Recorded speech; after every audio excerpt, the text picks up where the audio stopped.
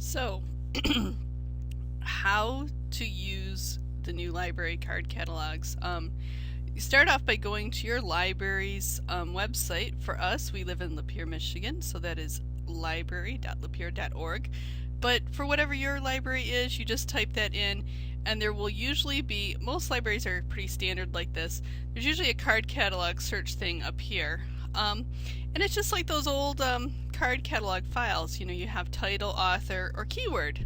It's very, very similar to how you used to do it, but I think it's an added convenience that you can do it right here at home before you ever go to the library. Say you need to, recently we had to find a book on Martin Van Buren because my daughter was writing a report, and of course she had to pick a president that had like almost no books written about him. And so I would write Van Buren there, but unfortunately it has not just Martin Van Buren, so now I need to get a little bit more specific.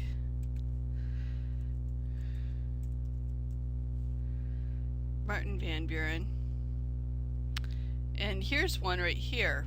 Now if I click on it, I'll see that it gives me the library that it's in, because this is the Lapeer District Library section, which is all of the libraries in the Lapeer District group, not just my specific library. So it's at this library, it's found in the adult nonfiction area, this is its call number, and it says that it's checked in, which means it's available.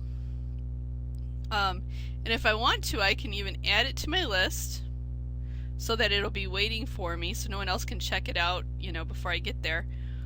Or I can request the item to be sent to my library, which is the Lapeer D'Angeli Library, which is in Lapeer, Michigan. When I request the item, I have to write in my library card barcode right there, which is what's on my library card, and then the PIN number that they gave me at the desk when I got my library card. And then I'll log in, and it'll allow me to request it, and it'll be sent to my library, which is quite helpful. If you go to the regular search page, you can type in what the title is, the author is, the subject. If you're looking for a series, like say you're looking for the Magic School Bus series, you can do that as well. Because, you know, let's face it, maybe you have your kids are into American Girls or Magic School Bus or any of those. They all have different subjects, they all have different titles, they all have different authors. So this is quite a bit easier. Magic School Bus, a science chapter book. And then these are all their science chapter books from Magic School Bus right here.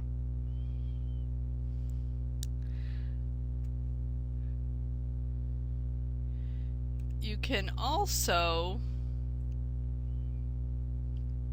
you know, search pretty much any kind of a topic if you know the title that you're looking for. You know, again, if you go to the actual book, like on this one, these are all the different area libraries that have it.